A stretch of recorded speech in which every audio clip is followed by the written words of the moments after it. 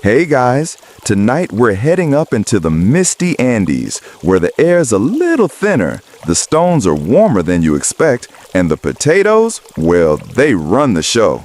Not the bland supermarket ones. We're talking purple, gold, striped, speckled, waxy, flowery, bitter, buttery. You are now in a place where potatoes aren't just food, they're currency, medicine, sacred offerings, and yes, snacks. You'll walk through narrow paths worn down by centuries of feet, your sandals crunching dry earth, your shoulder brushing thick ferns as you pass. There's a smoky scent of eucalyptus on the breeze, and somewhere, someone is singing to the seeds. Welcome to ancient Peru, where the potato is queen and your chances of surviving on anything else, honestly, not great. So, before you get comfortable, take a moment to like the video and subscribe, but only if you genuinely enjoy what I do here. And drop your location and local time in the comments. I love seeing where you're all drifting off from. Now, dim the lights, maybe turn on a fan for that soft background hum, and let's ease into tonight's journey together. You begin your evening in a small highland village nestled among low stone walls and thatched roof homes, where the people carry woven sacks not of gold or jewels, but of carefully selected potatoes. They're called papas here, and there are hundreds of them. Some look like they belong in a wizard's pocket. Others resemble jelly beans. Still others are knotted and gnarled, like they hold secrets. You watch a young woman lay out a colorful blanket and arrange 8 different potato types across it. She's sorting them not by size, but by personality. That little yellow one? Too sweet. This black one? Takes forever to cook. That stubby pink one with purple streaks? Good for new mothers. She knows each one like an old friend, and she's only sorting dinner. The Andean peoples, especially the Quechua and Aymara, didn't just grow potatoes. They developed an entire agricultural, spiritual, and social universe around them.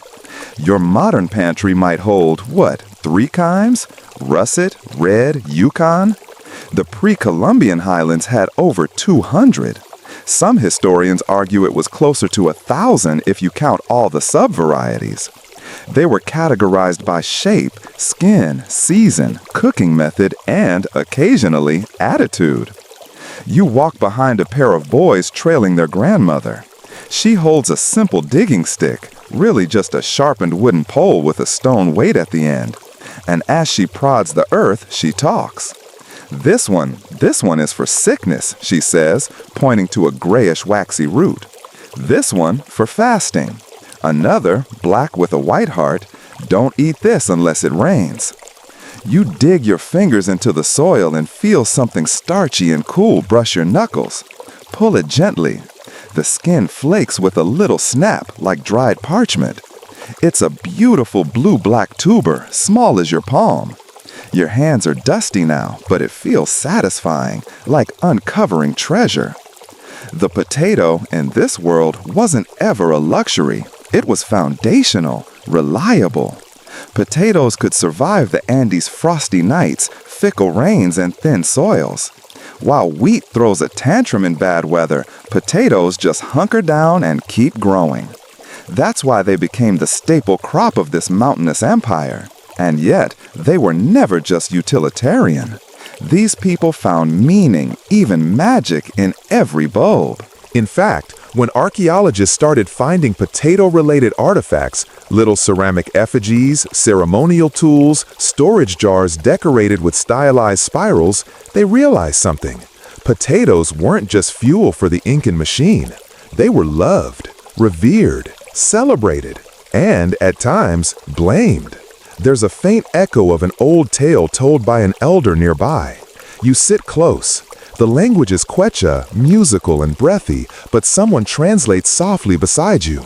Long ago, a man stole the son's favorite potato. The next season, all the tubers came out angry. They bit like wasps.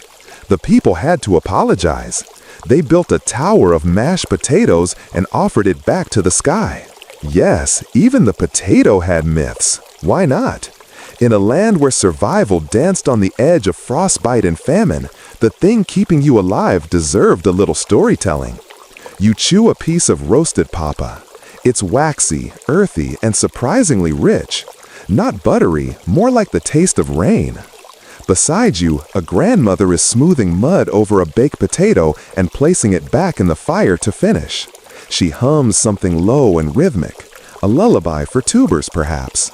Historians still argue whether the Inca truly worshipped the potato or simply held it in extremely high regard. There are no temples exclusively dedicated to it, like for the sun god Inti, but rituals often included offerings of the best-looking potatoes. No blemishes, nice plump shape, usually presented with coca leaves or a splash of chicha beer. That sounds like worship to you. Low-key potato devotion. You wander toward a flat stone where someone's carved spirals around a single thumb-sized potato fossil. No inscription, just pattern and tuber. Some French scholars think this might have been a potato calendar, each spiral marking a season or celestial event. Others think it's just someone doodling with their lunch. As the evening draws in and clouds lower over the ridge, someone points to a line of specks crawling up the slope.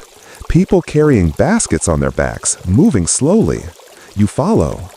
Each basket contains not one, but 10 or more types of potatoes, all harvested from different tiers of the same slope.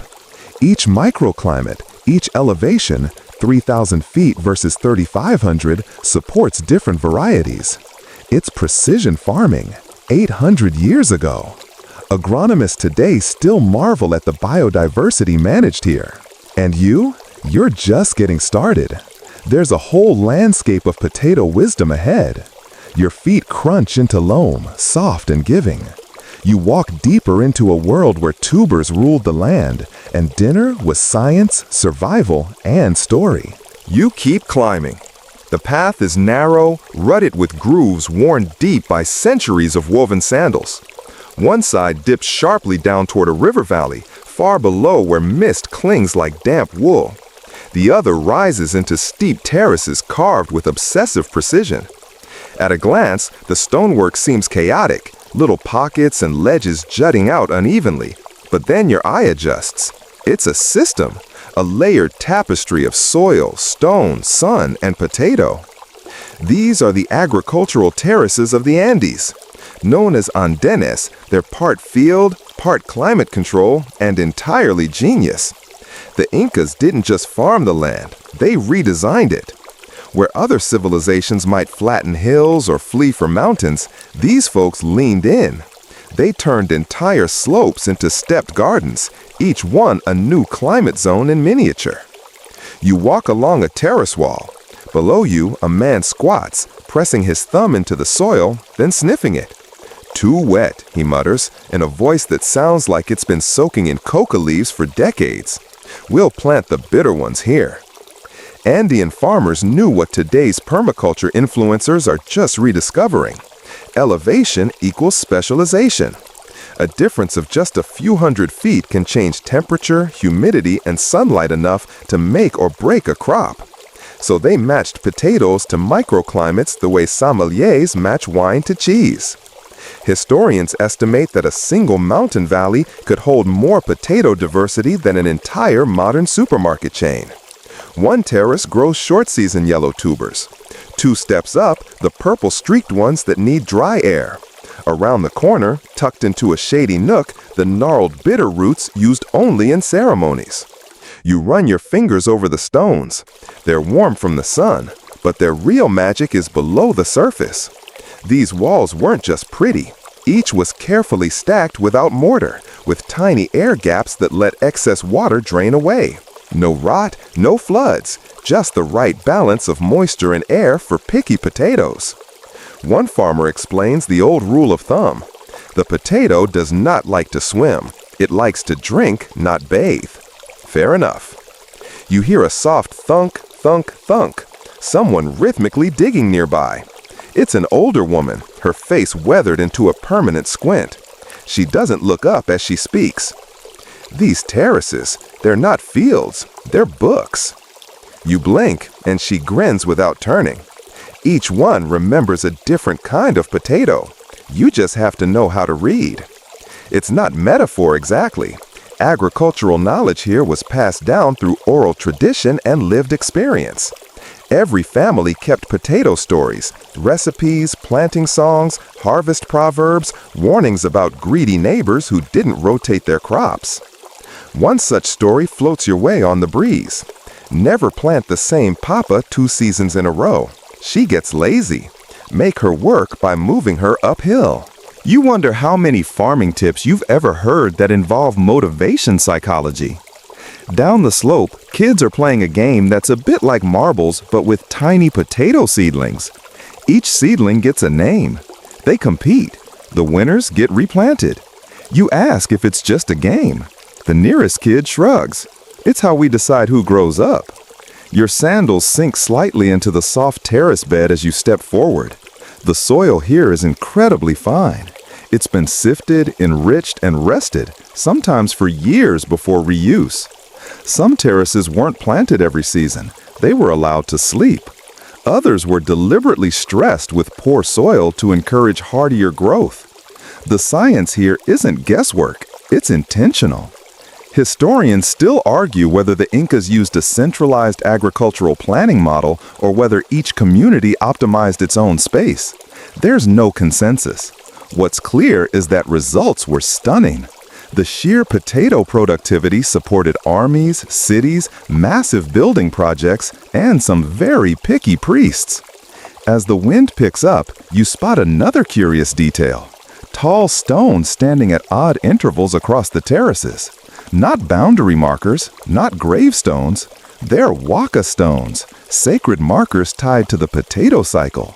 Each one's placement corresponds to a seasonal or celestial event. When the sun touches a stone's peak at dawn, it's time to dig, plant, or praise. You approach one. It's been carved only slightly, just a single spiral near the top. But it hums under your fingertips. Not literally, it's more like your brain thinks it should hum. Potato calendar? Astronomical clock? A snack altar? Scholars still debate the point. In a nearby shed, someone shows you a woven quipu, a knotted cord system used by the Inca to record numbers and ideas. This one? It tracks potato types. There's a whole strand just for red-skinned papas. You're told the knots don't just say how many, but how well they did that year. It's like an analog spreadsheet made of llama wool. Back outside, someone hands you a cup of warm chicha de papa, a fermented drink made from mashed potatoes. It's cloudy, slightly sweet, and leaves a film on your lips. Not unpleasant, but definitely an acquired taste. For strength, your host says, and stomach problems. That's the thing. Potatoes were more than food. They were medicine. Some treated wounds. Others soothed belly aches. A few, ground into a paste, were used to reduce swelling, though you're told not to try this with the spicy ones unless you want to tingle for days. There's a variety called llana papa, so bitter it's inedible raw, but after processing, it becomes chuño, freeze-dried, durable, and able to last for years. You'll see that later. For now, the raw ones sit in a pile, looking like volcanic rocks. They smell faintly of soap and moss. You take one last look at the terraces from above. They look like waves, frozen in green. Each one a record of decisions made, tubers tested, flavors judged. The mountain isn't just growing potatoes, it's thinking about them. And now, so are you. You wake to the smell of ash and frost. Not because you're in danger, but because you spent the night beside an ancient potato freezer, the chuño pit. It's not a freezer in the modern sense. No metal, no humming box. Just a hollow dug deep into the rocky ground, lined with straw and volcanic pebbles, and filled with, well, ancient ingenuity. Your guide squats next to the pit and lifts a flap of woven cloth. A gust of air escapes, cold, dry, and oddly fragrant. Inside are pale, wrinkled orbs that resemble shrunken skulls. These are chuño, freeze-dried potatoes made using a technique that's thousands of years old and still going strong. The process is simple but genius. You take a bitter, inedible potato, often one that would poison you raw, and leave it out overnight in the freezing Andean air. During the day, the high-altitude sun warms it just enough to thaw. The cycle repeats. After a few nights, you press out the water by stomping on the tubers barefoot. Then you dry them completely on rooftops or stone platforms. The result? A potato that can last for decades, literally. You could dig up a stash of chuño from a century ago and still make soup with it. It's lightweight, nutrient-dense, and oddly comforting once you get past the texture. Like eating a dry sponge soaked in bone broth. Your host offers you a handful. You chew politely, nodding. The taste is earthy, like a potato made a pact with a mushroom and then got buried in moonlight. Chuño isn't just a survival food, it's ceremonial. Families prepare it together, often by moonlight, in what amounts to a kind of harvest festival. There's laughter, stories, the occasional ghost tale, one involving a talking potato that curses anyone who steps on it too soon. No one's sure how true that one is, but you find yourself watching your step anyway. Historians still debate how early chuño production began. Some evidence points to 5,000 years ago. Others argue for a more conservative 2,000-year estimate. What's not in doubt is its scale. At the height of the Inca Empire, chuño was produced in such quantities that entire warehouses were filled with it. Soldiers carried it on campaigns. Diplomats gifted it like caviar. Farmers paid taxes with it. One friar in the 1500s described chuño as a potato transformed by heaven and horror. You suspect he wasn't a fan of the texture. Your journey continues uphill, where you encounter a community still practicing chuño making the traditional way. A barefoot woman named Auki walks you through the process. She's got calluses thicker than boot soles and eyes that dart like hummingbirds. Chuño is not just drying, she says. It's listening. You raise an eyebrow? To the cold, to the water. If you don't time it right, it will mold, or freeze wrong, or invite visitors. She glances at the horizon. Foxes love chuño. Apparently, there are entire folk songs dedicated to scaring away wildlife during the drying phase. One particularly catchy tune goes, "Foxes don't like dry feet, so we sing to bring the dew." Later, you pass a small shrine where someone has left an offering, a perfectly smooth chuño wrapped in coca leaves and nestled beside a carved gourd. You're told this is for Apus, the mountain spirits. They like gifts that last, Auki says. Chuño is patient food, so it pleases patient gods. You nod. That tracks. The storage aspect alone is mind-boggling. In the pre-refrigeration world, spoilage was the enemy. But with chuño, entire valleys could plan for droughts, wars, or royal visits without panic. One record suggests that a single storehouse in Cusco could feed 50,000 people, largely with chuño. You visit a replica storage building next. Inside, it's cool and dim, with stone walls and an air of permanent dusk. The chuño is stacked in baskets, sometimes mixed with other dried goods like maize, quinoa, or oca. A dusty inscription over the doorway reads, roughly, "Eat what keeps you alive, store what keeps the empire." You're told chuño even traveled to the Spanish court, though most European nobles couldn't get past the smell. One reportedly said it was like chewing winter itself. You suspect that's not a compliment. Still, the innovation stuck. Variations on freeze-drying would eventually inspire modern methods, though few today are done barefoot under a full moon. Back in the village, a group of children are playing a game called Papa or Chuño. It's like hide and seek, but the seeker has to guess whether a hidden object is a fresh potato or a freeze-dried one, based solely on feel. You try it. You fail. Repeatedly. Too soft, one child laughs. That's a baby potato. You pretend to be offended. That baby potato will outlive all of us. He shrugs. That's the point. By late afternoon, the villagers prepare chuño futi, a sauté dish made from chopped chuño, eggs, and onions. It smells like campfire and comfort. You eat slowly, the warmth sinking into your bones. The sun dips low, casting gold across the terrace walls. Somewhere nearby, someone begins to sing. It's not clear whether it's a lullaby or a recipe. In this place, the line is blurred. You close your eyes for a moment and imagine a civilization that built its empire not just with gold or conquest, but with tubers that outlast memory. The next morning, your path winds down into the valley, where a surprising sight awaits you. A terraced patchwork of test plots, like a checkerboard sewn into the earth with stone thread. This is Moray, an ancient Andean agricultural laboratory. And yes, laboratory is the right word. Because here, long before lab coats and microscopes, ancient Peruvians were running controlled agricultural experiments using nothing but rock, sunlight, and centuries of stubborn patience. Each terrace dips lower in concentric circles, forming what looks like a massive stone amphitheater. The bottom ring is easily 15 degrees warmer than the top, a vertical climate gradient deliberately carved to simulate different growing conditions. Think of it like ancient A/B testing, only with dirt instead of data points. Here, potatoes were planted, observed, compared, and refined. Tiny changes in altitude meant huge differences in crop survival. One terrace might foster a sturdy frost-resistant potato, another a delicate thin-skinned variety with a hint of natural sweetness.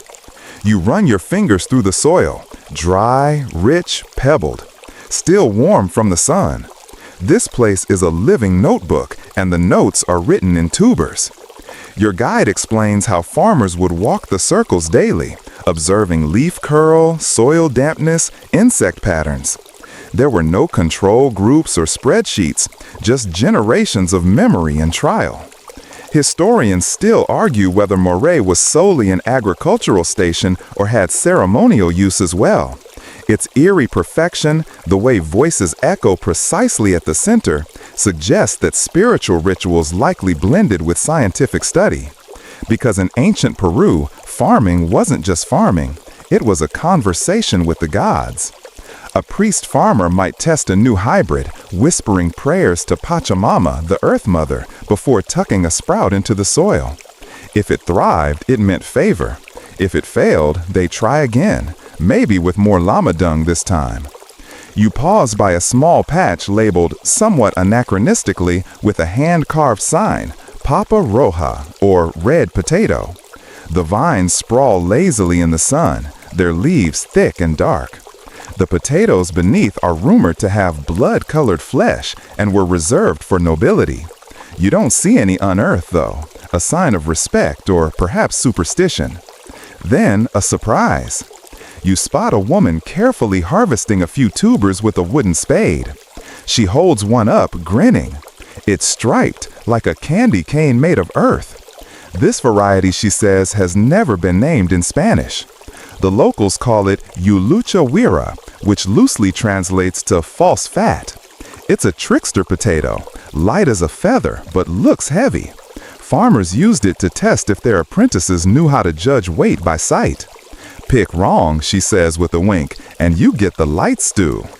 Further down the slope, you find a shaded plot containing nothing but shriveled, mean-looking potatoes the size of thumbnails. These are Papa Amarga, bitter potatoes, often dismissed by outsiders as inedible. But in the Andean worldview, bitter doesn't mean useless. It means complicated. You learn that these potatoes were specifically cultivated to be toxic. To deter pests, yes, but also for medicinal purposes.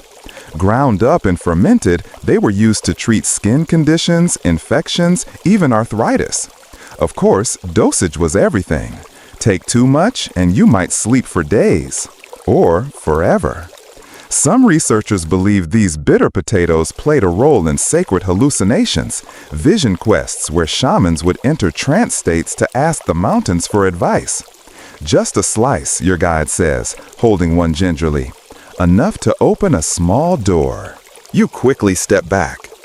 One of the most remarkable things about this entire valley is just how intentional everything feels. Nothing is random. From soil choice to wind exposure to shadow cast, every decision was layered with both practicality and reverence. This wasn't just about growing food. It was about crafting a relationship with the land so intimate you could taste its moods. The diversity is staggering. By the time the Incas formalized these growing techniques, they'd cataloged over 3,000 distinct potato varieties across their empire, each one tracked by color, shape, use, growing condition, and flavor profile. Some for boiling, some for drying, some for babies, some for ceremonies. There was even one bred specifically for easy peeling with your teeth. It's said that certain families became potato stewards, responsible for protecting a lineage of potato types like sacred heirlooms. Seeds were passed down like inheritance. Some farmers still claim that their great-grandparents knew the personality of each variety. This one, they'd say, likes music. Or, don't plant that one near onions, it gets shy. You sit on a warm stone and let your eyes drift across the layered terraces. It's quiet, save for the hum of bees and the occasional hawk circling overhead. There's a rhythm to this place, a harmony tuned to altitude, effort, and intuition. You don't need a modern lab to know this is science, just time, patience, and the belief that even the humblest root can be perfected. As the sun starts to fall behind the western ridge, your guide offers you a pouch of roasted purple potato chips. They crunch like autumn leaves, sweet, smoky, and oddly satisfying. You wonder, as you chew, what it must have felt like to invent taste. Not in the way chefs do, but in the way farmers once did, with mud under their fingernails and time enough to listen to the dirt. The trail dips again, and this time you find yourself meandering along the edge of a broad plain, scattered with ancient, still-functioning stone canals. You stop to watch a small stream run clear and cold over time-smoothed rock, diverted centuries ago from a snow-fed lake miles above you. This is no accident of nature. It's one of the many fingerprints left behind by the Quechua and their predecessors, an ancient irrigation network designed not just to water crops, but to harmonize with the potato's many moods. You crouch beside a trough and touch the water. It's startlingly cold, even under the sun. In these highlands, potatoes aren't just harvested, they're negotiated with. A little too much water and they rot, too little and they shrivel. The perfect flow is a balance between not drowning and not drying out, a sort of root diplomacy. You follow the canal to a small hamlet nestled into the hillside, where woven reed fences separate homes from gardens. A local farmer waves you over and invites you to sit beneath a crooked tree with bark the color of dried blood. She's sorting tubers by hand, russet, rose gold, purple black, and a pale yellow that looks suspiciously like cheese. These ones are for chuño, she says, tossing the yellow kind into a separate basket. Chuño, the ancient superfood of the Andes, a potato, but also not.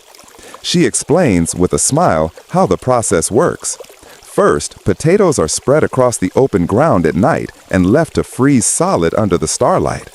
In the morning, they're trampled barefoot to squeeze out the moisture. Then they're dried again in the sun and again frozen at night. This cycle, freeze, stop, dry, is repeated until the potato is no longer just a potato. Now it's shelf-stable for decades, lightweight, nutritious, slightly funky, yes, but that's part of the charm. Historians still argue whether chuño was invented for famine prep, highland travel, or religious offerings. Most likely it was all three. Imagine packing for a pilgrimage across the Andes with only a pouch of freeze-dried potato dust and confidence. You take a cautious bite of a rehydrated chuño stew offered in a chipped bowl. It's earthy, smoky, and oddly comforting, like something you shouldn't enjoy, but do. A potato with the texture of memory. The woman laughs and insists chuño is best with spicy ají sauce and llama cheese, but you politely wave off any additions. Your tongue is still trying to remember whether it just bit into a rock or a relic. A nearby child joins you with a small hand drum and begins a rhythm that seems to match the wind. You notice that the older woman is no longer sorting potatoes by size, but by destiny. Some are for planting, some for eating. Others are destined for tikapale, the potato blossom ritual, where tubers are offered with music and coca leaves at the base of sacred mountains. And here comes a funny one, like something out of a cartoon. A potato with bulging eyes, an awkward nose, and what looks like a pouting mouth. It's real, not carved. The woman holds it up and snorts. Papawawa, she calls it, baby potato. You can't eat this one, she says seriously. It's in a mood. You nod as if this makes complete sense. The sun shifts, casting a golden hue across the valley. This moment, with its mix of stillness and laughter, feels timeless. Like someone 800 years ago might have had this exact conversation while holding this exact kind of stubborn, moody tuber. You ask, half joking, if the potatoes have names. Oh yes, she replies without missing a beat. Each family names their favorite ones. Some after saints, some after animals, and some after people they dislike. She picks up a knobbly, sour-faced potato and grins. This one, Uncle Julio. Turns out, this isn't just superstition or sentimentality. Naming varieties, even with humor, helped pass down cultivation knowledge. Don't plant Uncle Julio near the river, they'd say. He drinks too much. Translation, that type of potato absorbs too much water and is prone to rot. You learn that these oral traditions formed an unbroken chain of potato lore, generation to generation. And with no written language, the Quechua relied on story, metaphor, and song to preserve crop wisdom. In fact, some families still sing while they plant. The songs are lullabies, not for the children, but for the soil. You walk slowly through the garden as the light dims. A chicken darts between your legs, startled by your footsteps. A dog, missing one ear and absolutely unbothered, lolls nearby in the dust. And still, the potatoes wait, patient as ever, soaked in water from 1,000 years ago, nourished by stories, ready to become food or myth. As you leave, the farmer hands you a parting gift, a small sack of oca, another Andean root vegetable, but with a citrusy bite. You thank her and try to hide your confusion about whether you're supposed to plant it, cook it, or just tell it bedtime stories. She doesn't explain, just laughs and waves you off with the sack, the drum beats still echoing faintly behind you. You walk on, clutching your unexpected bag of aca, which makes a quiet thump against your hip with every step. The path coils like a lazy serpent along the ridge, flanked by low stone walls and tiny blue flowers peeking through the rocks. The air is crisp enough to keep you awake, but soft enough not to bite. In the distance, the terraced fields descend like an intricate staircase carved into the very bones of the mountain. These terraces, called andenes, are among the most ambitious agricultural feats of the ancient world. Built long before the rise of the Inca Empire and perfected over generations, they allowed potatoes and other crops to thrive at impossible altitudes. Each level offered a unique microclimate, a natural laboratory for highland horticulture. You pause to peer down. Each row of terraces is stacked with care, reinforced by dry stone walls and filled with layers of gravel, sand, and fertile earth. Rainwater trickles downward in an orderly fashion, feeding the roots in sequence. It's agriculture meets hydrodynamics meets art. You imagine yourself as a farmer here, balancing on the edge of a slope, planting one potato at a time, chanting softly to the soil, and hoping a vicuña doesn't wander by and eat your work. Not because they're pests, because vicuñas have diplomatic immunity in these hills. Sacred animals, sacred space. Historians still argue whether these terraces were purely practical or also spiritual.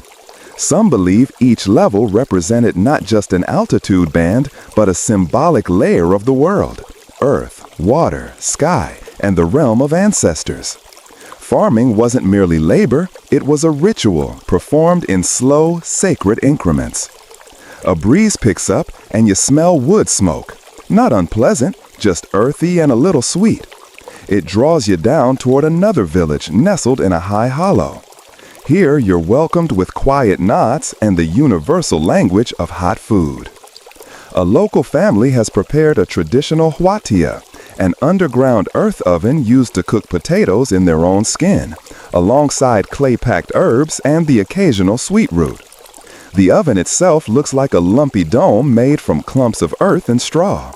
Once it's lit and the interior heats, the entire structure is collapsed inward, burying the tubers beneath a blanket of warm soil. You help dig one up and nearly burn your fingers. The skin flakes back to reveal steaming golden flesh.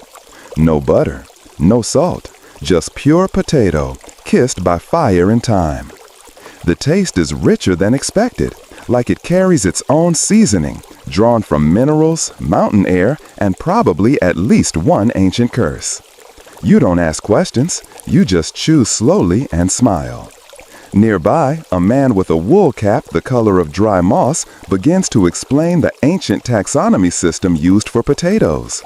Not based on color or size, but on behavior. Some potatoes run. They spread aggressively.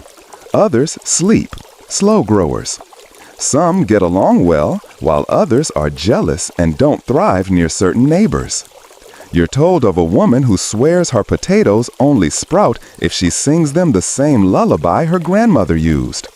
Another farmer insists his crops sulk if harvested on a waning moon. Quirky? Maybe, but the system works. And for centuries without written records, these oral traditions were the encyclopedia of agriculture. You nod respectfully and resist the urge to suggest a spreadsheet. An elder sips nearby, carving what looks like a potato from wood. It's part toy, part tribute. He says he makes one every year to honor a lost harvest, something tangible to remember what the earth didn't give. Not all roots come up, he says softly. That sticks with you.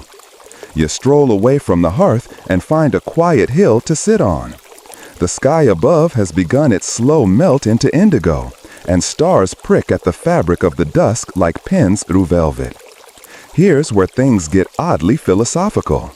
The more you learn about ancient potato farming, the more it resembles a kind of partnership. The Quechua and their ancestors didn't just domesticate potatoes, they entered into a long, respectful negotiation. Sure, you can eat them, you can freeze them, ferment them, grind them into flour, even shape them into offerings. But don't take them for granted. A spoiled crop isn't just a missed meal, it's a broken relationship. Some anthropologists argue that this relationship was reciprocal in a deeply animistic way. Potatoes weren't viewed as passive plants, but active participants. Each one was a little agent of survival, stubbornly rooted in the world, demanding attention, care, and sometimes a song. You look down at the last bite of your roasted tuber, holding it between two fingers like a tiny golden moon. It's humbling, really.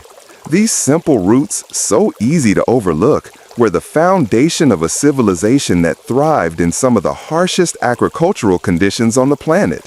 And not just survived, they partied, they sang, they gave their potatoes names and moods and personalities. So maybe that potato in your kitchen drawer, slowly sprouting in the dark, isn't just neglected produce. Maybe it's a little ambassador from a deeper history, waiting patiently, hoping someone will remember its story. You finish your bite, brush the dust from your sleeves, and begin the gentle descent back into the valley.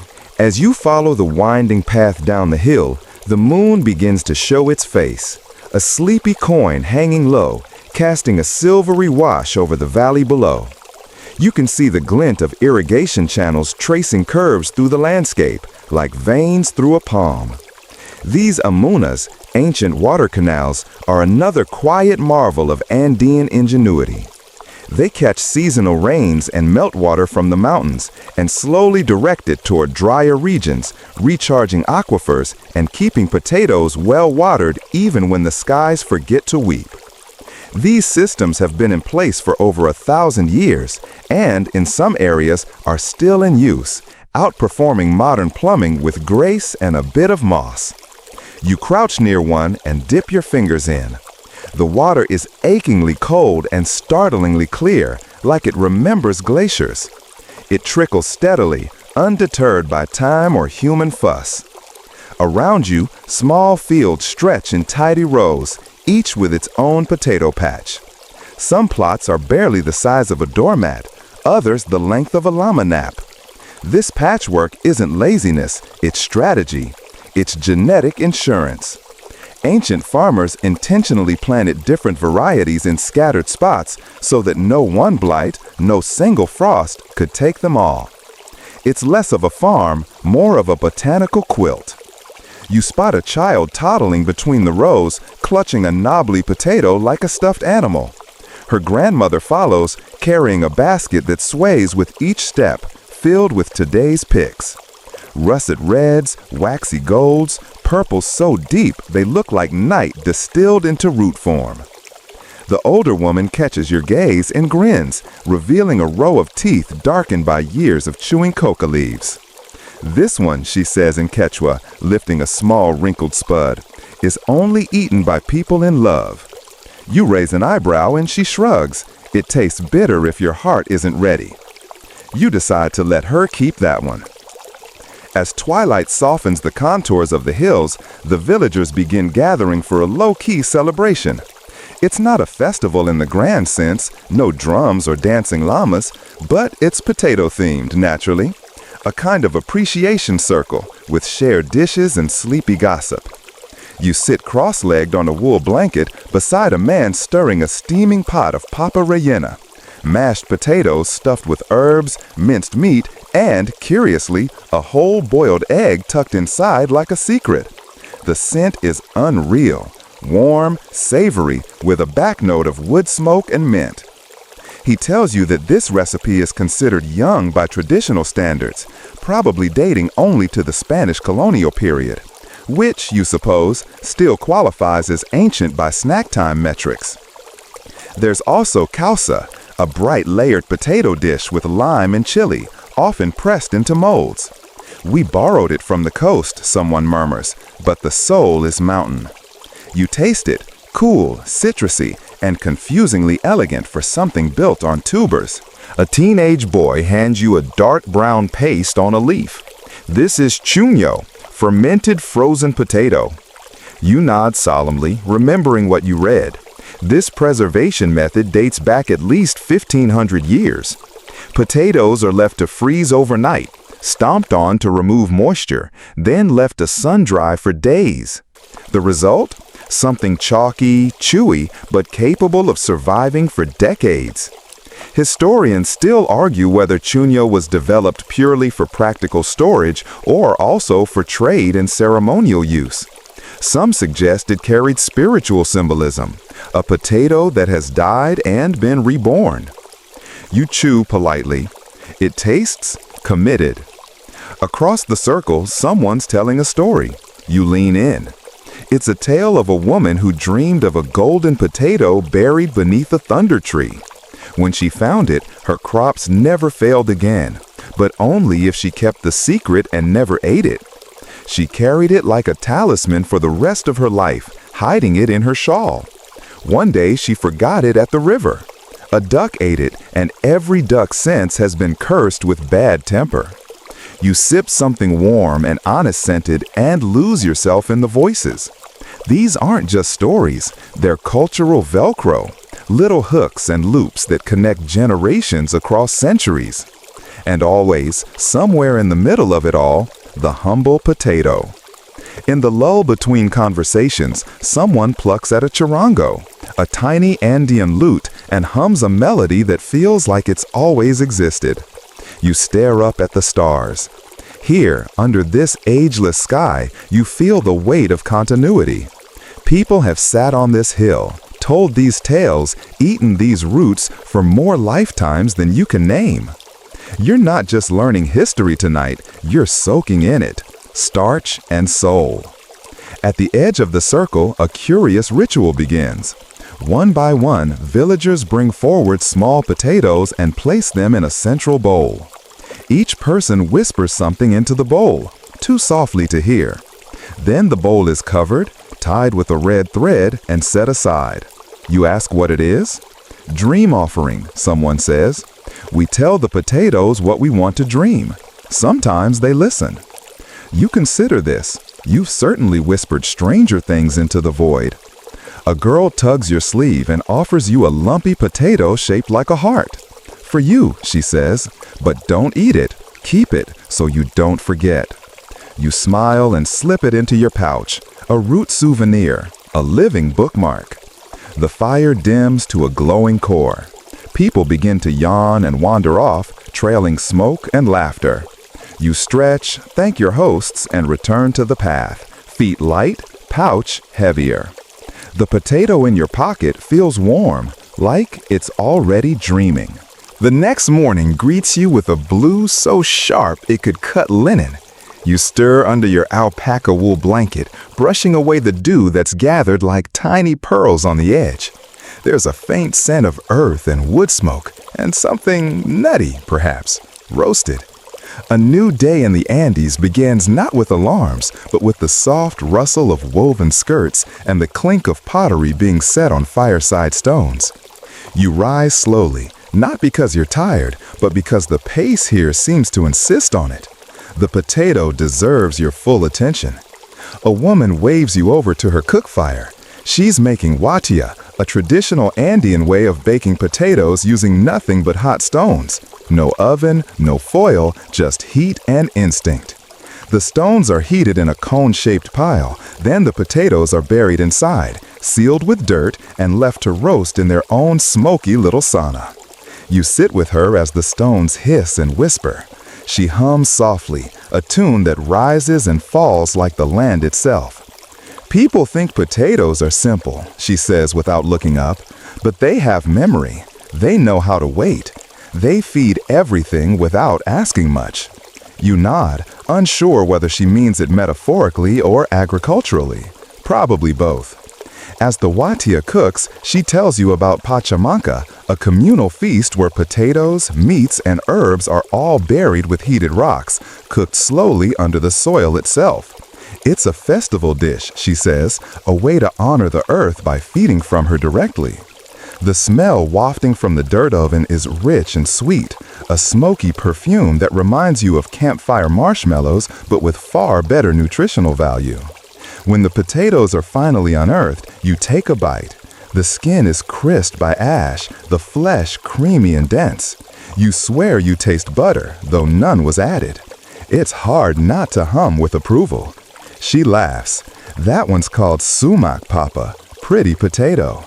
You think of all the times you've eaten bland, industrial spuds, lifeless and forgotten under gravy, and you feel a quiet shame. After breakfast, you walk toward a terraced field where several families are preparing to harvest.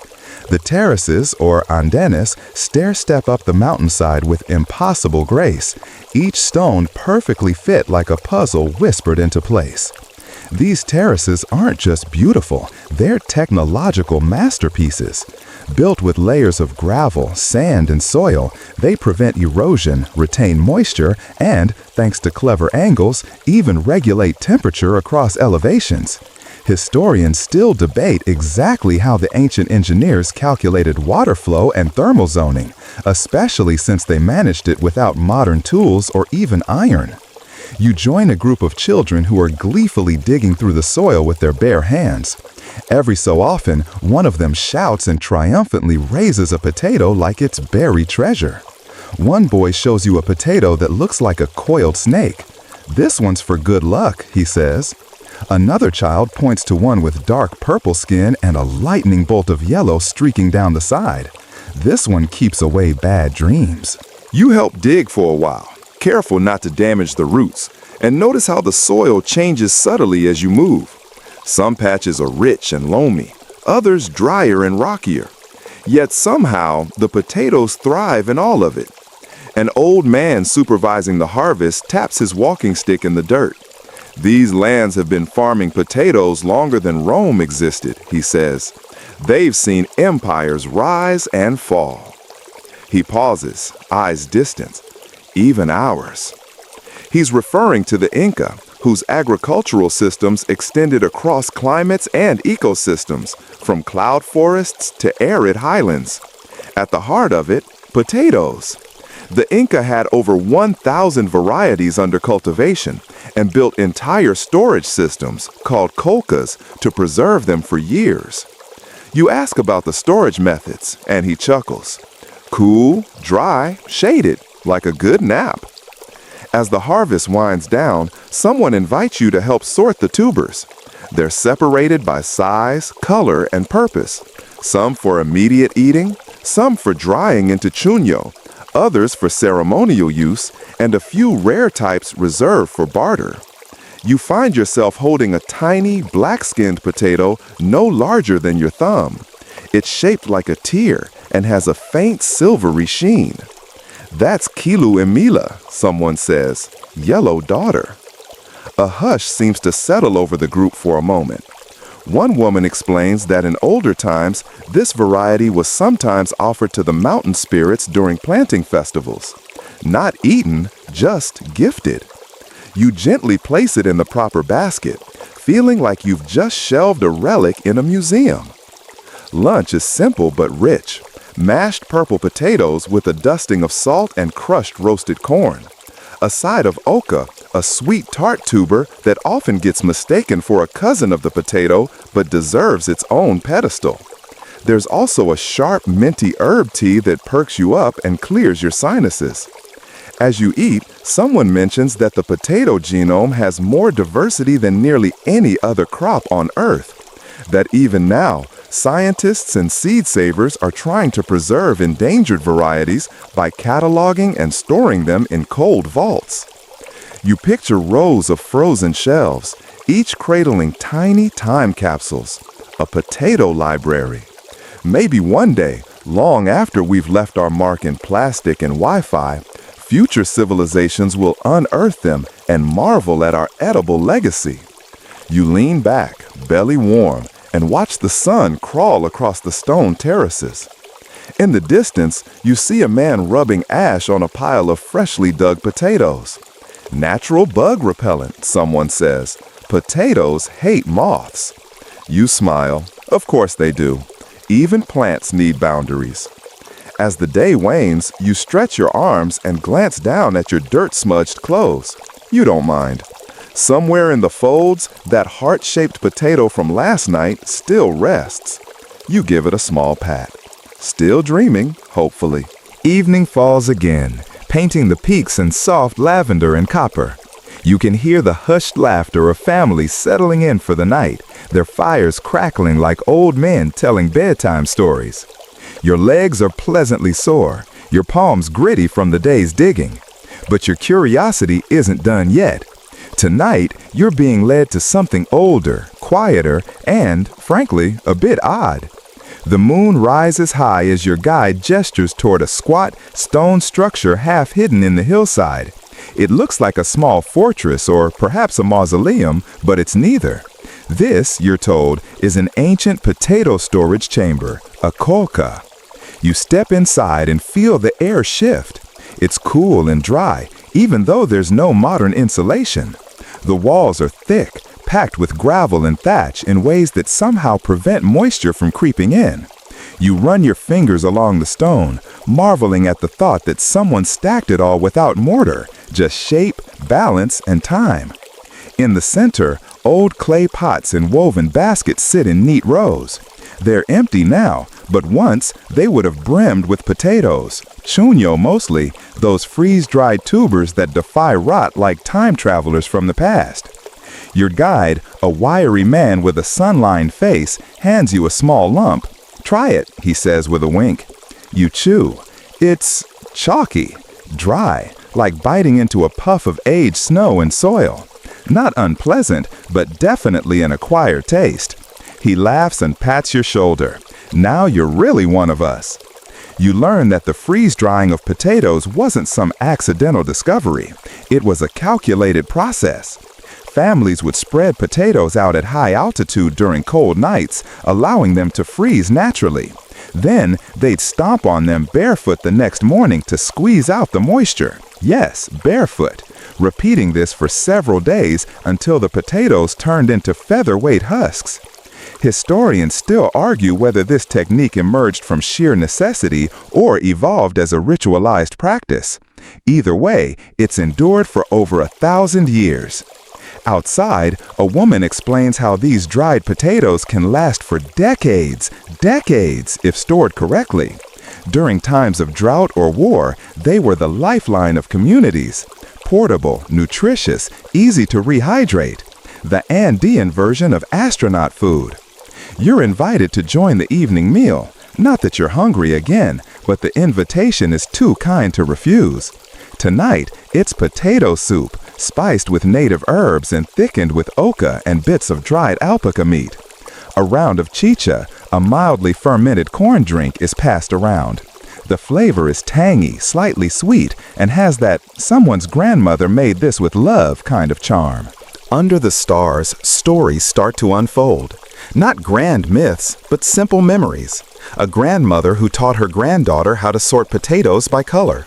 A child who once found a heart-shaped papa and swore it could predict the weather. A man who remembers when the terrace walls collapsed during a storm and how the whole village rebuilt it together. They pass you a gourd filled with roasted mashua, another Andean tuber often mistaken for a potato. It's peppery and floral, nothing like the ones you've tried so far. Someone jokes that it's the one vegetable guaranteed to cure heartbreak, though, according to others, it's also mildly contraceptive. Historians haven't reached consensus on that one. Laughter dances between you all like sparks. Despite your tourist awkwardness, no one treats you like an outsider. You're simply the one who's learning. After dinner, someone pulls out a small faded cloth bundle. Inside are potato seeds, tiny mottled specks, not unlike grains of sand. These are true potato seeds, not tubers, meaning they grow into entirely new, genetically unique plants. One seed could hold the potential for a whole new variety. You cradle a few in your palm, struck by how fragile and powerful they feel, like holding the future of dinner. The elders discuss the importance of these seeds in modern conservation. Climate change, market pressures, even consumer laziness, they're all threats to potato diversity. You learn about indigenous-run seed banks, quiet movements to reclaim ancestral farming techniques, and the quiet rebellion of keeping the old ways alive by simply planting them. Someone murmurs that in nearby villages, there are potatoes so bitter, so loaded with natural toxins, that they're used only for specific medicines or in sacred rituals. Not for dinner, the woman warns, unless you want to meet your ancestors early. You chuckle, but you also note how thin the line is between food and medicine here, between survival and story. As the fire burns low, the topic drifts to spirits, both the drinking kind and the unseen ones. A girl, no more than 10, insists she once saw a ghost in the potato field. It wore a hat made of leaves, she says solemnly, and smelled like cold dirt. Her uncle rolls his eyes, but no one outright denies the possibility. You lie back on the ground, watching the sky press itself full of stars. Somewhere below you, in storerooms and baskets, generations of potatoes rest, waiting to be planted, eaten, remembered. Your fingers still smell faintly of ash and thyme. Your shoes are coated in dust that will never quite wash out. Your heart feels full in that low, slow way that comes from being part of something older than yourself. And as you begin to drift, one final thought anchors itself in your mind. Potatoes were never just side dishes here. They were everything. They still are. You wake slowly, swaddled in layers of woven blankets and the vague scent of wood smoke. A rooster you're pretty sure was standing outside your window all night finally takes its leave, and the early light brushes the mountains in pale gold. Another day among potatoes, and somehow it still feels magical. Today, you're taken further downhill, where the air is a little thicker, warmer, and the potato varieties shift once again. There's a family here known for one thing above all, their ability to detect a perfect potato with a single sniff. You try not to laugh, but once they demonstrate, it's hard not to be impressed. One whiff, a thoughtful nod, and sure enough, The potato in question is flawlessly cooked when tested hours later.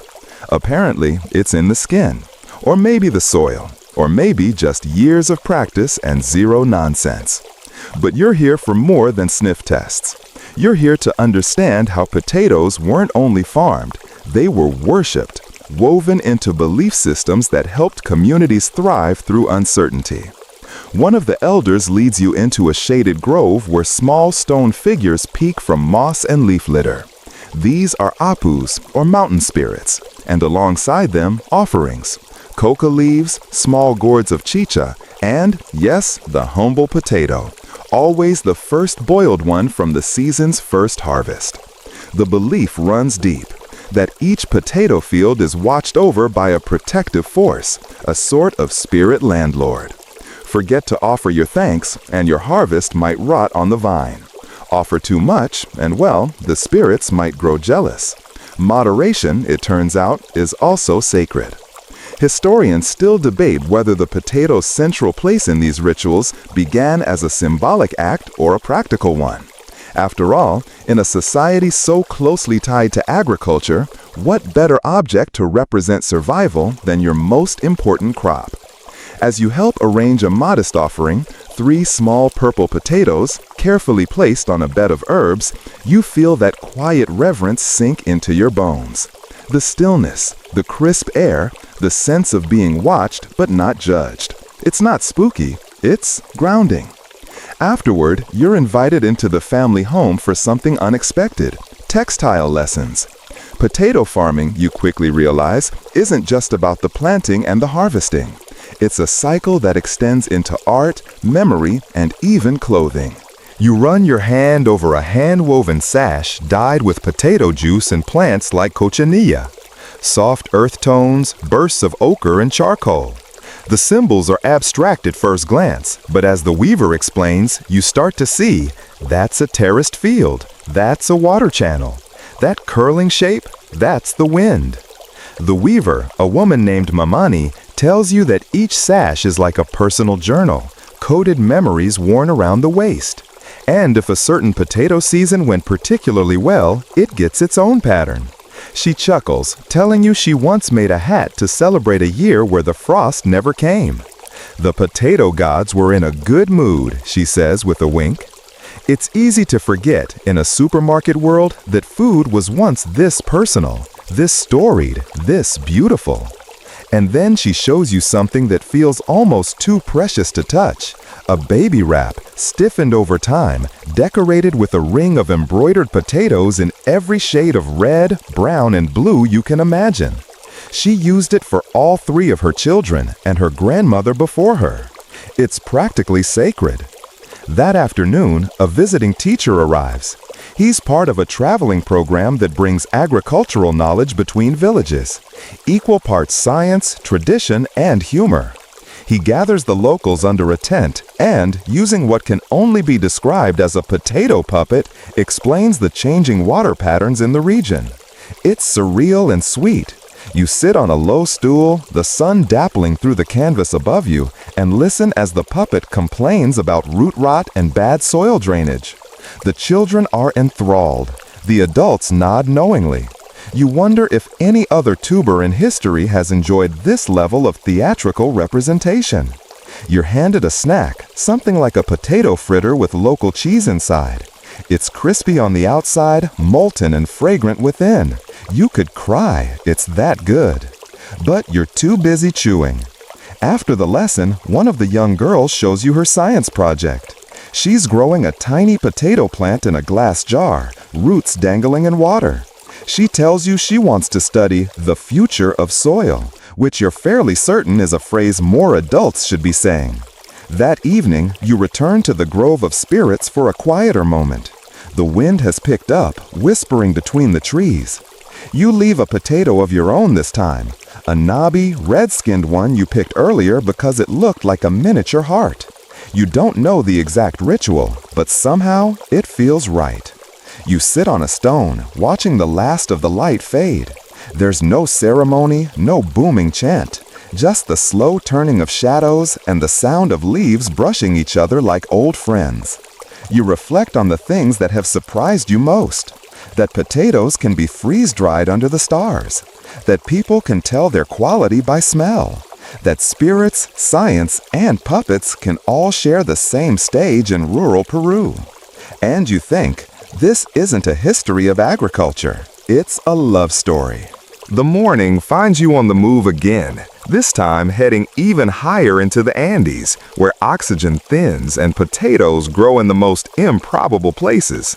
Tilted terraces so steep they seem designed more for mountain goats than farmers. You take slow, shallow breaths, the air colder and drier here, like a sip of ice slate. The villagers in this region are descendants of people who farmed this land since long before the Inca ever tied their first pipu. They speak Quechua, laugh easily, and walk uphill like gravity doesn't apply. You, however, are wheezing after 10 steps and pretending to admire the view while secretly trying not to faint. But you keep climbing, because at the top of this hill is something rare, a community-run seed sanctuary. You enter a small mud brick building with thick walls and a single narrow window that lets in a beam of golden light. Inside, dozens of clay pots line the room, each labeled with careful hand lettering. Some labels are modern, printed in Spanish. Others are older, etched in Quechua syllables and faded charcoal. These pots hold seeds, tiny, round, oddly colored potato seeds gathered over decades. You're told that some of these strains don't grow anywhere else anymore. They were saved during years of drought, political upheaval, or market collapse. And they're not just saved, they're celebrated. There's one variety in particular, a deep blue potato called Nawi Yurak, or white eye, known for its ability to grow in poor soil and its oddly sweet taste when roasted. It was almost lost, a caretaker tells you, but the women remembered it. Historians still argue whether the preservation of potato biodiversity in the Andes was a direct result of agricultural policy or an organic survival tactic passed between families. Whatever the cause, the result is one of the most diverse living gene banks in the world, held not in climate-controlled vaults, but in backyards, seed pots, and collective memory.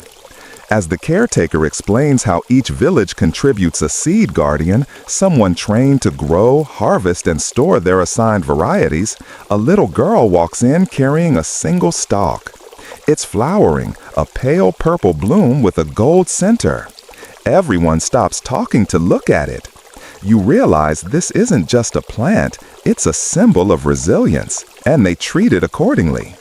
After lunch, yes, more potatoes, this time mashed with garlic and crushed herbs.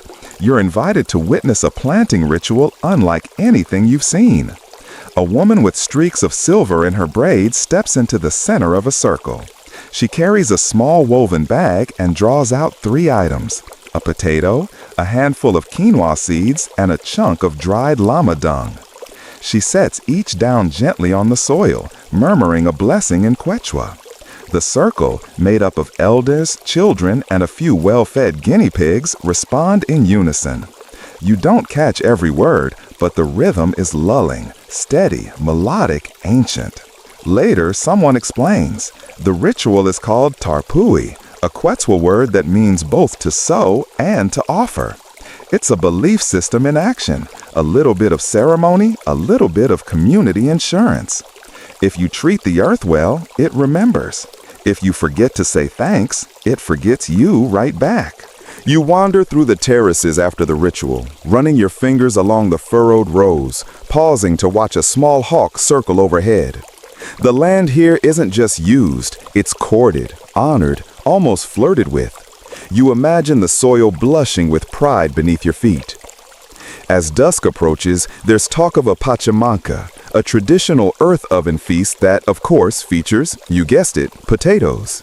You watch as hot stones are stacked into a shallow pit, covered with leaves, meats, vegetables, and a thick blanket of soil. It's the culinary equivalent of a slow lullaby. While it cooks, people gather in a semicircle and begin telling stories. Potato stories, naturally. One man describes a variety his grandmother swore could cure heartbreak if you held it to your chest long enough. A teenager claims to have seen a potato shaped exactly like a puma and took it as a good omen before an exam. Someone else swears that if you plant a potato during a full moon, it'll grow with secrets. Historians tend to dismiss these stories as charming folklore, but there's a warmth to them that science alone can't explain. Myths that root themselves in fact, or maybe facts that wear the costume of myth. Either way, you listen with a sleepy smile. When the Pachamanca is finally unearthed, the scent rises like a spell. Earthy, savory, smoky. The potatoes are soft but not mushy, their skin split just enough to show they're cooked through. You take a bite of one, golden flesh, buttered by nothing but its own flavor, and feel absurdly emotional. Maybe it's the altitude, maybe it's the story. You eat by torchlight, seated on a woven mat, wrapped in a woolen poncho someone lent you just in case you caught a mountain chill. The stars emerge in sudden profusion, sharper than city stars, hung low like polished buttons. Someone starts humming a lullaby, and a child curls into their mother's side, still holding an uneaten potato like a bedtime toy. And you, well, you just sit back and let it wash over you. The stories, the steam, the stone-lined fields. The sense that this place was never forgotten by time. It simply stayed quiet, letting the world go loud around it. You think about how most people imagine history as dates and kings and wars, but here it's starch and soil. It's a whispered prayer before planting. It's seed pots with hand-scratched names. It's a child humming to a root vegetable under stars. And you wonder, what if all the stories were like this? At dawn, you wake to the sound of distant flutes. Not from a speaker, not for tourists, just someone greeting the sun in the age-old way. You sit up slowly, the mountain air crisp and a little bit smoky, the fire from last night's Pachamanca still smoldering faintly nearby. Your breath floats like a little ghost in the air. You rub your hands together and stretch, every muscle stiff from sleeping on a woven mat. But something in you feels restored. Maybe it's the altitude, or maybe it's that oddly comforting sense of having been gently folded into someone else's rhythm, if only for a moment. Today's journey takes you down, for once, away from the skyscraping terraces and into the folds of a verdant valley. This region is known for its wild tubers, uncultivated, slightly rebellious potato cousins that grow like weeds in the highlands. The kind early gatherers would have stumbled across before they even thought to dig a furrow. Your guide, a wiry man in a wide-brimmed hat who goes by the name Chucky, explains as you walk. These ones, he says, gesturing at a shrubby cluster of breen, are the ancestors, the grandparents of the modern potato. You crouch beside a plant, its leaves bright and slightly fuzzy. The tuber beneath is tiny, about the size of a marble, and pale yellow with violet streaks. Chucky yanks one out, wipes it clean on his pants, and hands it to you with a nod. Bitter, he warns. You nibble cautiously and immediately regret it. These wild potatoes contain glycoalkaloids, natural toxins that make them bitter and potentially harmful. Early Andean peoples, however, weren't deterred. Instead, they got clever. Enter the technique of chuño. Chuño is not a type of potato, but a method.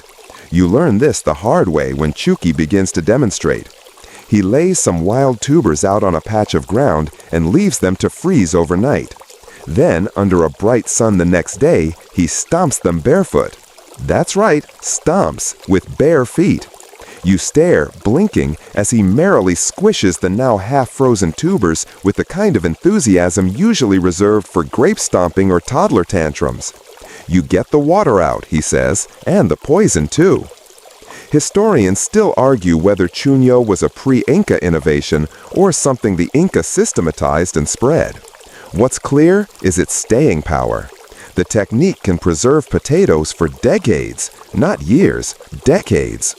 Your modern pantry, with its expiration-dated rice and canned beans, is suddenly looking pretty flimsy. The process continues over several days, freezing at night, sun-drying by day, foot-stomping when needed. Eventually, the potatoes turn dry and chalky, lighter than air and as shelf-stable as astronaut food. The result? A foodstuff so enduring it's still used in emergency rations, military packs, and as the secret weapon in hearty soups. You pick up one of the finished chuños. It's wrinkled and ghost white like a little fossil. It crumbles between your fingers like brittle paper. Not exactly appealing.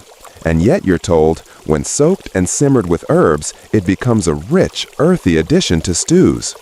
It gives flavor of old mountain, someone jokes. You don't ask what that means. Later that afternoon, a woman invites you into her open-air kitchen where she's making a traditional soup called chuño futi. It simmers over a wood fire in a blackened clay pot. Along with chuño, she adds diced green onions, a fried egg, and cheese that squeaks when she slices it.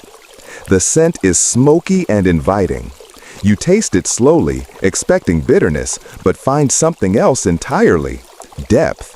A kind of ancient flavor that settles into the back of your tongue, not quite familiar but oddly comforting, like a memory that isn't yours. Without chuño, there would be hunger, she says simply. You learn that in the past, chuño wasn't just a survival tool. It was a trade good, a wedding gift, a ceremonial offering.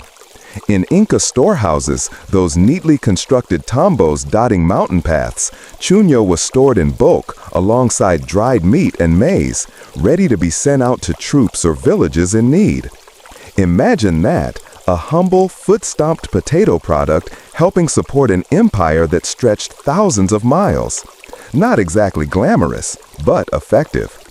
There's something almost funny about it. You imagine the typical fantasy of a grand empire, a gleaming city, golden temples, fierce warriors. And then picture a storeroom full of freeze-dried potatoes as the secret to its longevity. Who needs dragons when you've got carbs with a 30-year shelf life?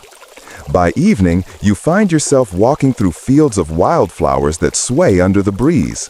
A few alpacas graze nearby, shaggy and aloof. You pluck a yellow blossom and absent-mindedly crush it between your fingers, releasing a lemony scent. Insects buzz sleepily around you, unbothered. You start to understand that in ancient Peru, potatoes weren't just food. They were a philosophy, a relationship with the land, a quiet resistance to famine. The idea that you could take something bitter, something inedible, and through time and patience transform it into sustenance, that's something deeply human. Some anthropologists believe that the very mindset required to invent chuño, to plan weeks in advance, to rely on nature's cycles, to endure cold toes and sunburned shoulders for the promise of future meals, speaks volumes about Andean resilience. That the entire cultural rhythm, from their storage systems to their festivals, stems from this potato-based understanding of time and preparation. As you return to your temporary shelter, someone offers you a small bag of chuño to take with you. It weighs almost nothing, but feels dense with meaning. You tuck it into your pack with care. The stars are out again, and the valley is wrapped in a hush. The bitter tubers beneath the soil are quietly enduring their first frost of the season. No one's watching, but it still matters. You wake to the hum of a clay pot boiling gently over embers. Nothing fancy, just water for tea, perhaps with a few sprigs of mint or coca leaves dropped in. Your host is already up, brushing her hair with a carved wooden comb, humming something low and lilting under her breath. Today, you're told, is market day. You travel by foot, as usual, winding down a dusty slope along a switchback path flanked by agave plants and little white butterflies that bob like tissue paper in the breeze. At the bottom of the hill lies a village plaza pulsing with life. It isn't chaotic, it's too gentle for that, but it is buzzing in its own deliberate way. Stalls are set up on hand-woven blankets, their corners pinned with rocks. And everywhere you look, potatoes. Blue ones, purple ones, golden-flecked ones, knobby ones that look like they belong in a fantasy novel. Finger-sized ones that seem too delicate to be real. Potatoes that smell faintly nutty, others that release a sour, almost cheesy tang when cut. This isn't just a place to buy and sell. It's a catalog of agricultural devotion. You crouch by one stall where a vendor has arranged her potatoes by color gradient, from palest yellow to deepest violet, like an edible paint chart. You want one that makes good mash, she asks with a grin, or one that doesn't fall apart in soup. Turns out, the ancient Peruvians weren't just growing potatoes, they were classifying them, categorizing them, naming them. Over 200 varieties, each with a name, a personality, a preferred soil, a ceremonial use. There's even one called Papa Chasca, star potato, because its skin has little white speckles that look like constellations. You buy a few varieties to carry in your bag, though you're warned they won't travel well. Potatoes miss their mountains, someone jokes. In one corner of the market, a small gathering has formed around an elderly man in a wide red poncho. He's telling stories about how the potatoes first came from the earth after a woman wept for her children, or how a condor dropped a magical tuber from the sky. Mythology and botany blur here, as if it's entirely reasonable to trace your dinner back to the tears of a goddess. Historians still argue whether these folktales were developed to explain cultivation patterns or whether the tales inspired cultivation themselves. It's the sort of chicken or egg question, but in this case, it's more like potato or tear. You wander further and discover that potato trading isn't always done with coins. In some stalls, people barter 3 eggs for a bundle of purple tubers or a skein of yarn for a pound of dried oca. The economy feels both ancient and sustainable, the kind of thing your modern farmer's market tries to emulate but never quite gets right.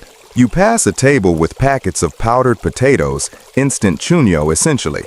The vendor tells you it's for travelers, students, and lazy husbands. You just add water and hope for the best, she says with a wink. You smile, then realize you're actually starting to understand the difference between a waxy potato and a floury one.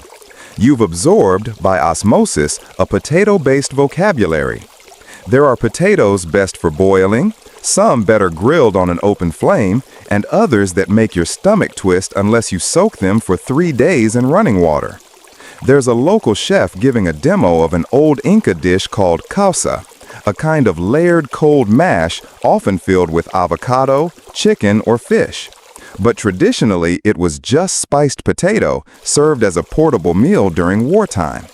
Causa, it turns out, comes from the word for cause, as in for the cause, since women prepared it to support soldiers. So yes, even potato casseroles had political significance here. You start to feel a little ridiculous thinking about your pantry back home. The single 5-pound bag of Idaho russets, maybe a few sweet potatoes tossed in for variety. You now realize you've been living in a one-potato world. Later in the afternoon, you take a seat under a makeshift canopy and sip something warm made from purple potato skins. It's mildly sweet, earthy, and deeply comforting. A woman sits beside you and begins talking about the Papa Coolie, a deep blue variety believed to increase strength and virility. It is a man's potato, she says solemnly, then adds with a smirk, but women plant it better. You ask about cultivation and she shrugs. We don't own the potatoes, they own us. They decide if they'll grow. This idea stays with you. In the West, we speak of domesticating crops, of taming nature. But here, there's a sense that you're entering into a contract with the land. You don't command the potato, you coax it. You're told about one family whose lineage is remembered not through genealogy, but through the varieties of potatoes they steward. My grandmother saved the pink-eyed kind during a drought, says a vendor. We still plant them, and they still remember her. Back in your room, you empty your bag and examine your loot. There's one shaped like a crescent moon, another squat and striped like a tiger, and one so purple it looks dyed. You line them up like tiny trophies. Outside, the market is packing down. Blankets folded, baskets repacked, coins exchanged. The plaza returns to its usual hush, but the scents linger. Roasted corn, tuber skins, wood smoke. You sit quietly on your mat, chewing a small, waxy yellow potato you steamed yourself, proud as anything. It's buttery, smooth, and needs nothing else. And you realize this has not been a trip to learn about potatoes. It's been a trip to learn what it means to belong to something older than you, to kneel down and place a seed in soil with no guarantee, to believe in harvests still months away. You wake slowly to the delicate sound of chickens scratching just beyond your woven door curtain. It's still early, the light is soft, and the mountain mist hasn't lifted yet. Today, you're visiting something that sounds almost too practical to be interesting: the storage pits. But of course, this is you, and you're in the Andes, and nothing here is ever just what it seems. Your guide for the day is a sprightly woman who introduces herself as Maria Peeper of Potato Secrets, which honestly is a business card waiting to happen. She laughs at your amused expression and leads you out along a path cut into the ridge of a hill. We're going to see how our ancestors kept potatoes edible for years, she says. Not weeks, not months, years. At the top of the hill, she points to a series of stone-lined holes in the ground, some wide and shallow, others deep and narrow, capped with thatch and sealed with clay. These are colcas, ancient Inca granaries. And while they stored all sorts of food, from maize to dried llama meat, Maria tells you today's focus is, naturally, potatoes. In a world without fridges, these pits were marvels of engineering. Their placement, angled just so to catch breezes, shaded from direct sun, helped keep temperatures cool and consistent. The Incas had developed a full-blown science of air circulation long before anyone coined the phrase root cellar. You climb down into one, just a few steps, enough to feel the shift in air. It's cool, earthy, and smells faintly of dry grass. It would have been stacked with chuño in ancient times, those freeze-dried potatoes you saw earlier, the ones stomped by foot and left to harden under starlight. Chuño can last for over a decade. Yes, decade. Historians still argue whether such extreme preservation was mainly a defense against famine or part of a broader strategy of empire logistics. After all, if you're an emperor trying to feed armies across treacherous mountains, chuño is your friend. So are storage pits, if you don't want your soldiers keeling over halfway to battle. Maria tells you stories passed down from her grandmother, of potato thieves who crept into pits by night only to be cursed with endless sneezing, of rituals to bless the chuño before storing it, involving songs, coca leaves, and occasionally a guinea pig. Not sacrificed, she adds quickly, just consulted.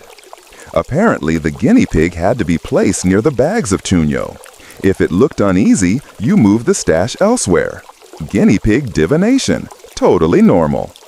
You try not to laugh too hard. Further down the trail, you pass a newer version of these pits, plastic-lined now, covered with corrugated metal, more weatherproof but less poetic. Yet the principle is unchanged. Cold air in, warmth out, potato safe. A man tending one of the pits waves you over. He's storing oca, a tangy cousin of the potato, in carefully layered straw. He lets you help, and you get a brief tutorial in layering. Never too tight, never too damp, and always with respect. He pats one tuber before tucking it in. They remember how you treat them, he says, almost seriously. Later, Maria explains that during colonial rule, when Spaniards tried to push wheat and European grains, the Andean people resisted, not through rebellion, but through preservation. They quietly kept planting and storing native crops, passing down the knowledge, tucking their identity into pits like seeds for later. It worked. Potatoes survived colonization. They even went global. Andean varieties are now cultivated from Nepal to New Zealand. But here, where the knowledge was born, people still say prayers before sealing a pit for winter. You pause at the edge of a small cliff, looking down over terraces dotted with green. Somewhere underground, dozens, maybe hundreds of potatoes are napping peacefully, perfectly preserved, waiting for the right moment to emerge. You sit on a rock, tuck your hands into your sleeves, and let your breathing match the rhythm of the wind.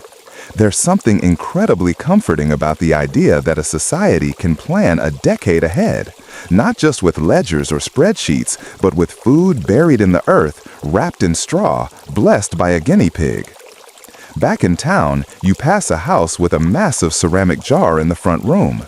Maria tells you it's a legacy vessel. A family keeps it filled with chuño, some of which is decades old.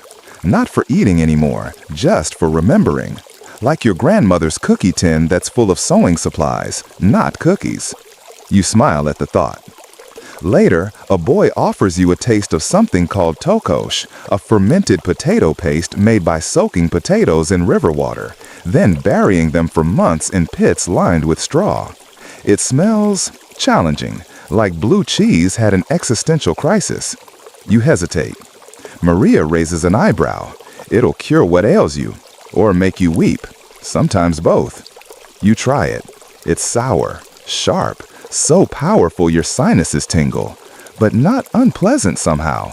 It tastes like time, like tradition made edible, like a prank your ancestors would pull just to see your face. Back in your room, you jot down a note. Storage isn't just about survival, it's about faith. Faith that winter will end, faith that mouths will need feeding, faith that what's buried will rise. And maybe, you think, we should all build a little cuelca in our lives, some quiet place to keep things safe, cool, remembered. You're still thinking about those ancient potato storage pits as you walk into the village plaza the next morning. The air smells of something sweet and earthy, and you follow your nose, always a reliable guide when food is involved. At the edge of the square, women in layered skirts and broad-brimmed hats are setting up for market. But this is no ordinary Saturday bazaar. This is a chueque, a traditional barter exchange where coins take the day off and potatoes become currency. Pick something to trade, says your new companion, a wiry old man named Tomas, who has about 6 teeth and infinite patience.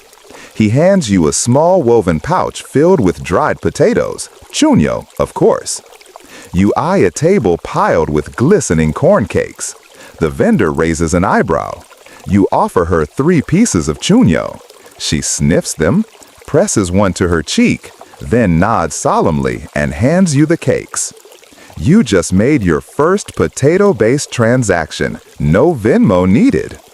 This isn't just charming nostalgia. For many Andean communities, barter isn't a novelty. It's a living system. And potatoes, with their endless varieties and shelf stability, are a top-tier trade good. People exchange them for eggs, wool, herbs, or even babysitting hours. There's a logic to it all, albeit one that isn't printed in any economics textbook. You munch your cake and stroll between stalls. There's a potato called pumamaki, puma paw, because its dimples resemble the pads of a wildcat's foot. Another named kitakeo, or split moon, due to the way it bursts open when boiled. A woman is selling nothing but colored potato starch in shades of lavender, gold, and crimson. She uses it to dye fabric, she says, but also to paint her sheep during festivals. You don't ask why the sheep need painting. Some mysteries are better left sacred. Historians still debate whether these barter markets survived because of their practicality or as a subtle act of resistance. After all, under Spanish rule, coinage was controlled, taxed, and watched. But a sack of potatoes, that was freedom. Quiet, starchy rebellion. You spot a group of children playing a game that seems to involve rolling potatoes down a sloped board. Tomas tells you it's called papa carrera, potato racing. The winner gets an extra turn at the barter table. The loser? Well, they still get to eat the potato. You ask Tomas if people ever cheated. Oh yes, he grins. One time my cousin filled a potato with rocks to make it roll faster. It cracked the board. He wasn't invited back. At the edge of the square, there's a shrine, not to a saint or a local hero, but to the spirit of the potato. A clay figure, round and dimpled, cradles a tiny woven pouch. Offerings of coca leaves, flower petals, and, you guessed it, slices of dried potato rest at its base. You kneel for a closer look. Someone has tucked a small handwritten note under the idol's foot. You can't read the quechua perfectly, but the gist is clear. A prayer for a good harvest, good health, and that the neighbor's pigs stay out of the garden. Practical, hopeful, slightly petty, utterly human. Back at Tomas's home, his daughter is preparing a meal. She lets you help mash some oca, tangier than regular potatoes, almost fruity. She mixes it with crushed peanuts and a chili paste so mild it could soothe, not sting. She offers you a bowl of soup called kapchi, made with broad beans and diced potatoes. You sip slowly, the broth warming your chest like a thick sweater. People think potatoes are just a side dish, she says, amused, but here they're the table itself. Outside, dusk is falling. The barter market is winding down, replaced by quiet conversation and the occasional barking dog. The last trade you witness is a woman swapping a bundle of dried potato flowers for a shawl embroidered with the face of a llama. You approve wholeheartedly. On the walk home, Tomas tells you that potatoes are often gifted at births, weddings, and funerals. For luck, he says, to say life keeps growing. You ask him what happens if someone offers you a particularly ugly potato. He pauses, then laughs, then they love you very much. You think about the shrines, the soup, the sheep painted violet, about kids rolling tubers down planks and elders blessing their storage pits with whispered words and coca leaf offerings. This isn't just food, it's folklore, economy, memory. Potatoes, it seems, are how Andean people talk to each other, and to the future. That night, you sit by a fire under a sky powdered with stars.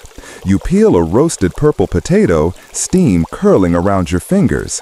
The flesh is soft, sweet, almost floral. You take a bite and chew slowly. You can taste barter and survival and celebration. And maybe, just maybe, a little bit of mischief, like a potato that once raced down a hill filled with stones, determined to win.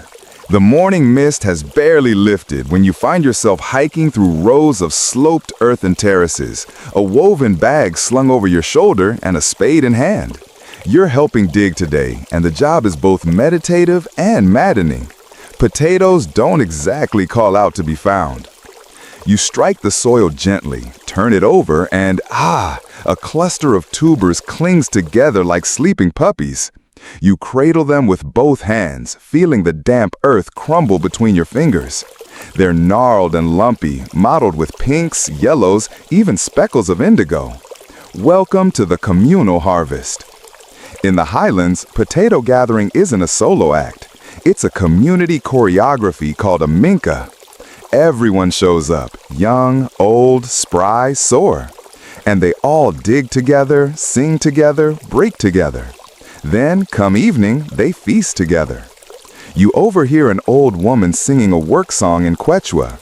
The melody is simple, looping like a lullaby. The lyrics? Roughly translated, she's scolding the potatoes to wake up, stop hiding, and come out of the ground already. Apparently, even vegetables need pep talks. By midday, the harvest pauses for pachamanca, the traditional Andean earth oven meal. You help prepare it, piling hot stones into a pit. Layers of potato, lamb, fava beans, and maize go in, wrapped in leaves and covered in soil. It cooks by sheer geology. Someone hands you a cup of chicha, a mildly fermented corn drink. Slightly fizzy, surprisingly fruity. This one's only a baby, your host jokes, barely bites back. You sip and sit on a rock while the earth does its magic. Historians still argue whether pachamanca began as a practical cooking method or a ritual offering to the land. But even now, people toss a few extra potatoes into the fire for Pachamama, the Earth Mother goddess, just in case she's hungry. When it's ready, you help unearth the steaming food. It smells like history, rich, mineral, ancestral.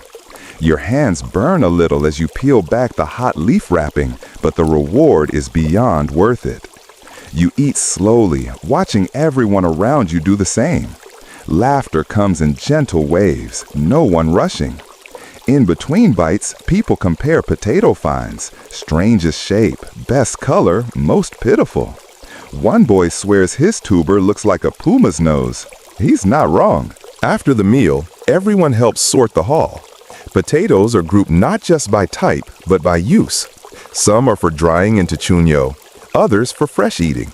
A few are set aside as ceremonial offerings. And always, a special pile is chosen as seed potatoes for next year's crop. This selection isn't arbitrary. People examine texture, taste, and history. This one resisted frost, or that one fed us during the drought. You realize the village keeps memories not in books, but in root vegetables. You help carry a basket to the village elder who performs a small ritual, a sprinkle of cornmeal, a muttered blessing, a whisper to the spirits of the land. It's quiet, but not solemn, reverent, but relaxed, like thanking an old friend for showing up. Later, you wander off a little, belly full, fingers still earthy. You pass a small girl sitting cross-legged with a potato in her lap. She's drawing a face on it with a bit of charcoal. When you ask what she's making, she replies, "A story potato." You tilt your head. Each one has a story, she explains patiently, but sometimes you have to help it speak.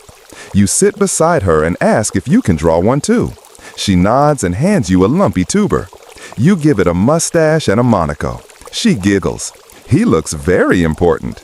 He only eats fried potatoes, you reply, and now you're both laughing. This too is potato culture. Not just farming or food, but feeling. The tuber is a character, a ritual, a game, a muse, a reason to gather, a reason to pause. The sun is dipping lower now, casting long shadows across the field. Families begin heading home, baskets balanced on backs, their gait steady and practiced. A few stragglers linger by the edge of the terraces, soaking in the golden light. You're offered a ride on a small wooden cart pulled by an even smaller donkey. The driver is 12, but very confident.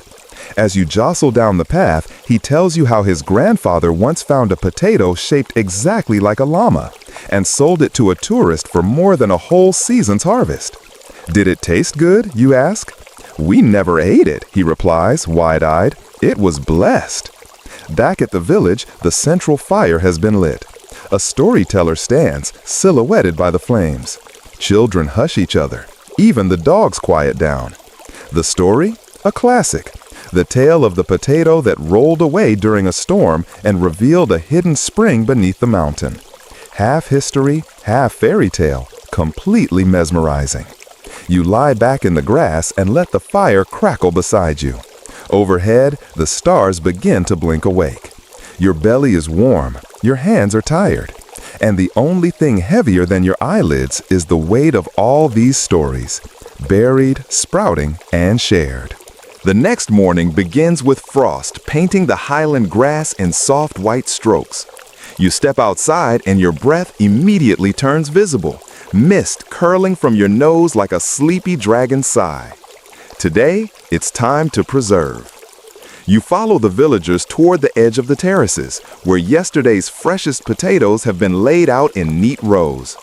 These aren't for eating anytime soon. They're about to become chuño, the ancient freeze-dried delicacy that's been part of Andean survival for over 1,000 years. Making chuño is not just practical, it's almost theatrical. First, the potatoes are left to freeze overnight. This is no accident, it's the altitude's contribution. Up here, the freezing temperatures arrive like clockwork. Your guide, a wizened uncle with a feathered hat and a sharp sense of timing, tells you, even the stars know when it's chuño season. Come morning, everyone gathers to stomp. Yes, stomp. That's the next step. You roll up your sleeves and step barefoot into the field. The villagers begin rhythmically trampling the frozen potatoes, squeezing out their water like grapes in a wine press. It's icy, squishy, oddly satisfying. You let out a startled laugh. The ground feels like a dance floor made of mashed potatoes. A little girl nearby shouts, "Pisamos como llamas." We stop like llamas. She's not wrong. There's an elegant awkwardness to the motion, equal parts balance and bounce. This pressing helps break the potato structure and remove the moisture. But the real magic is what comes next. They're left to dry under the relentless highland sun. For several days, they'll alternate between sun and frost, freeze and thaw, until they're bone dry and rock hard. Historians still argue whether chuño was born purely out of necessity or if it emerged alongside ritual, an offering not just to convenience but to endurance. You pick up a piece of finished chuño. It's shriveled, blackened, and impossibly light, like a dried plum crossed with a pebble. It doesn't exactly scream delicious, but appearances are deceiving. That night, you're invited into a modest kitchen, its walls smoked with decades of wood fire. The matron of the house, abuelita to everyone, is preparing chuño puti, a dish made with rehydrated chuño, scrambled egg, and onions. She tosses it in a pan with practiced flicks of her wrist, muttering about how the new generation doesn't squeeze the chuño enough. You take a bite. The texture is chewy, almost meaty. The taste? Earthy, smoky, with a trace of mystery. It tastes like something that remembers the cold and still carries warmth. You sit by the fire while the others eat, listening to them swap chuño stories. The time someone packed it for a 5-day mountain crossing. The year it rained too much and ruined the whole batch. The grandmother who used to hide gold coins inside them as a game. And then there's the myth of the immortal potato. A chuño so perfectly dried it never aged, never spoiled, never crumbled. Supposedly buried with a long-forgotten warrior, it's said to still sit intact beneath a hidden temple, waiting for someone brave or foolish enough to taste it. You wonder aloud, what would it taste like? Wisdom, says one man. Or maybe disappointment, offers another. They all laugh. The fire crackles and someone throws in a handful of dry herbs. The scent of eucalyptus fills the room. You lean back, letting the warmth creep into your limbs, the chatter washing over you like a lullaby in a language you're beginning to feel in your bones. Outside, the stars are out again. You step out for a moment to look up. The night sky here is clearer than any you've seen. Milky Way smeared across the heavens like spilled cream. As you gaze, your guide from earlier joins you. You know, he says, our ancestors called that band of stars Mayu, the celestial river. You nod. They believed potatoes came from it, he adds, seeds of light fallen from the sky. You blink. That explains a lot, actually. You joke. So technically, we've been eating space potatoes this whole time? He grins. That's the real secret. They're out of this world. As he walks back inside, you linger a little longer. The wind whispers through the stones. Somewhere, a distant flute begins to play, a soft, fluttering tune like a breeze made audible. You think about all the potatoes you've seen. Fiery pink ones, stripy blue ones, knobbly ones with eyes like tiny moons. Each one a shape, a flavor, a story. And now they're chuño, compressed history, stored time. Back in bed, wrapped in thick alpaca blankets, your muscles ache in the most pleasant way. The air smells like wood smoke and wild mint. Your feet are still slightly cold from the morning stomp, but your face is flushed from the kitchen fire. Sleep beckons, and somewhere in your half-dream state, you picture that mythical potato beneath the mountain, eternal, patient, quietly humming with starlight. Morning returns slowly in the highlands, filtering through the thatched roof as a pale golden haze. You rise to a breakfast of flatbread, goat cheese, and yes, more potatoes. This time they're sliced thin, fried crisp, and dusted with something tangy. Your host calls it uchukuta, a spicy herb paste. You take a bite and immediately hiccup from the heat. It wakes you up faster than coffee. Today's focus is storage, because even in a land blessed with 200 potato varieties and the wisdom to freeze-dry them into chuño, food preservation is no joke. One drought, one frost too many, and a community's survival teeters.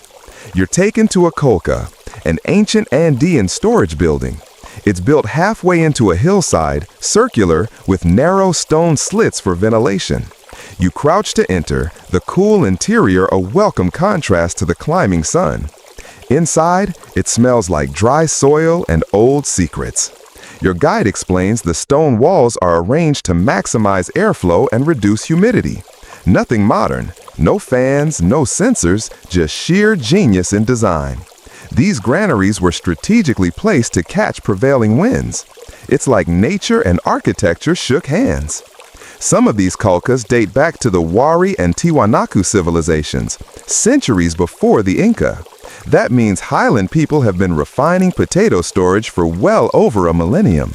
Historians still argue whether these granaries were solely practical or if they had spiritual significance.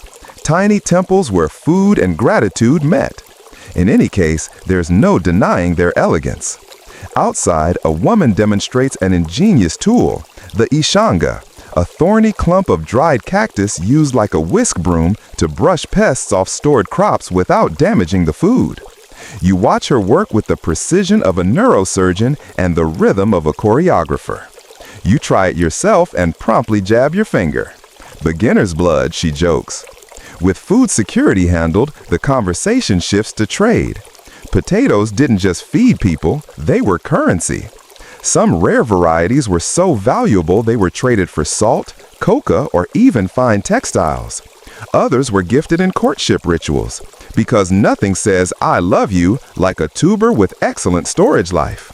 Later, you hike to a broader plateau dotted with ancient footprints, literally. In a patch of hardened clay, preserved under layers of wind-blown dust, are fossilized footprints from barefoot travelers.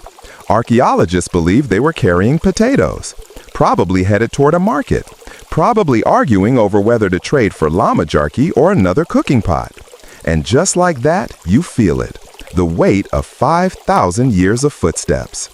Back in the village, someone brings out an old weathered balance scale. Kids are playing market, imitating how their great-grandparents used to measure potatoes by handfuls, not kilos.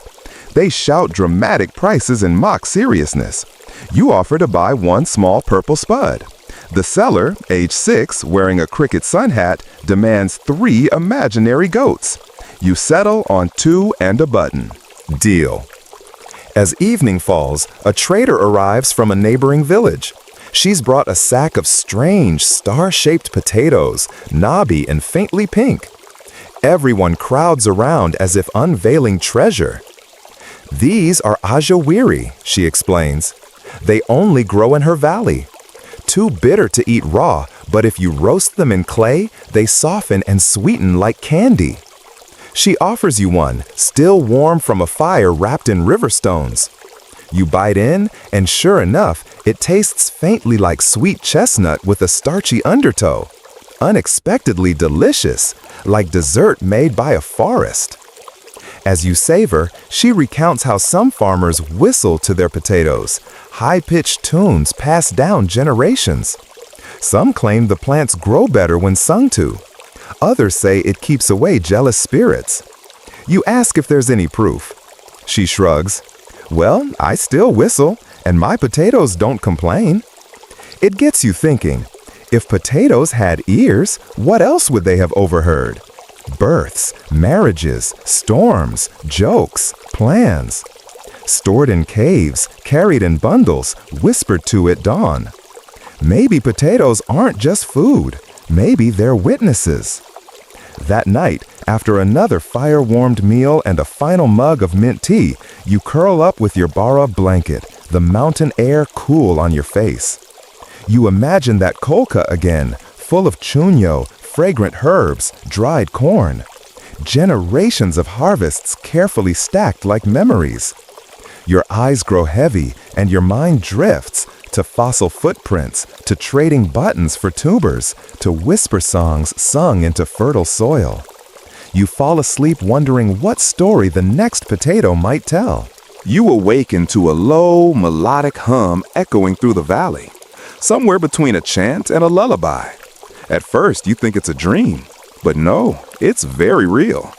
The villagers are gathered near a terraced slope, standing in loose clusters, facing the sunrise with small bundles clutched in their hands. You shuffle out quietly and join the rear of the group, not wanting to intrude. A child beside you clutches a potato shaped like a heart. Today is a feast day, not for a god exactly, but for the land itself, and for the humble potatoes it gives. Your host explains that it's a blend of old traditions, a little Inca, a little Aymara, a dash of Catholic framing, and a whole lot of gratitude. A living ritual passed from voice to voice. There are no processions, no bells, no grand temples, just people and potatoes. Each person steps forward, kneels briefly, and plants a potato into the soil, not to grow, but as an offering. These aren't seed potatoes, they're symbolic, a return, a thank you, a whispered hope that next season will be generous. You follow their lead. Your potato is round and ruddy with a tiny sprout curling from its eye. You press it into the soft earth and feel, absurdly, like you're being welcomed by something much older than civilization. The chanting fades, replaced by quiet conversation and the rustle of woven tunics. Someone hands you a chunk of potato bread, still warm. Another pours a bitter herbal drink that makes your eyebrows twitch. You're told it's kisa, a traditional mix of roasted grains, herbs, and root infusions. Good for the stomach, better for the soul, probably terrible for picky eaters. As the sun rises fully, the community prepares for a storytelling circle, an informal, slightly chaotic affair held near a sacred boulder covered in ancient petroglyphs. The stone surface is smoothed by centuries of hands, and at certain angles, you swear you see potatoes carved into its surface. But maybe that's just your sleepy brain reaching. Elders begin recounting tales, some historical, others fantastical. You sit in the grass, belly full, heart soft. One story claims the very first potato sprang from the tears of a grieving sky deity who mourned the loss of her shepherd lover. Where her tears struck the earth, little eyes bloomed. Another tale is funnier. A giant guinea pig once stole the sun and hid it in a potato cellar. The people only got it back by tricking the guinea pig into a dance-off. The sun was released in a blaze of triumph, and potatoes were never the same. Historians still argue whether these folk tales served as agricultural metaphors or were simply bedtime stories gone rogue. Either way, they're captivating, told with dramatic flair, generous hand gestures, and the occasional gentle roast of a neighbor who fell asleep halfway through last year's festival. You chuckle, then catch yourself. You're becoming part of the rhythm here, part guest, part witness. Later in the day, you accompany a few villagers to the hills to collect wild tubers. These aren't for eating. They're used in dyeing textiles and medicine, even in rituals. Some glow faintly when cracked open. Others are so bitter they're stored near doorways to ward off mischief. One woman points out a rock formation that, if you squint, looks vaguely like a potato with wings. She insists it's a sacred site where birds once delivered magical tubers from the heavens. You nod solemnly. Inside, you're thinking, well, that's no stranger than the cheese moon poem I heard yesterday. As dusk nears, the mood shifts slightly. There's a moment of silence for those lost in past winters. A whispered list of names. A scattering of potato blossoms into a mountain stream. The petals float like stars on dark water. It hits you then. This entire culture has been stitched together with roots and ritual, practical wisdom, and playful lore. The potato isn't just food. It's family, currency, memory, myth. Back in the village, children practice a song about Papa Amarilla, the yellow potato favorite for soups. The tune is absurdly catchy.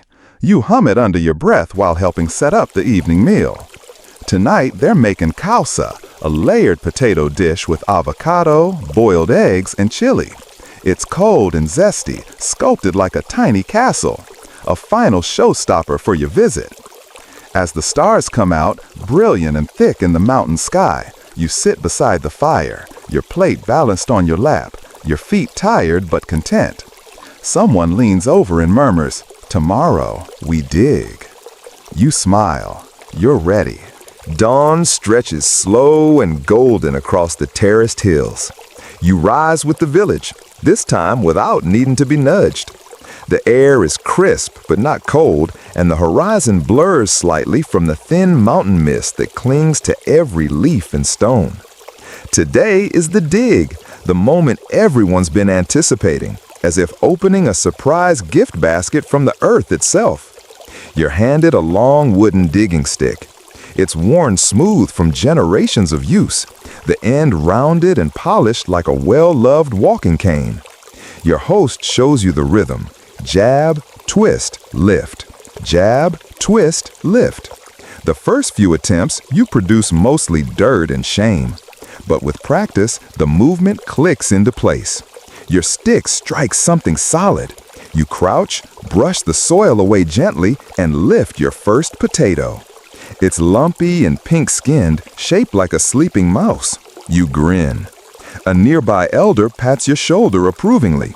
"Papa Kui," he chuckles, "the guinea pig potato." The field becomes a soft chorus of discovery. Children laugh, elders hum, couples work side by side. Some potatoes are pulled with reverence, others flung in mock triumph. You hear someone shout, "A gift from Pachamama," and a cheer ripples across the workers.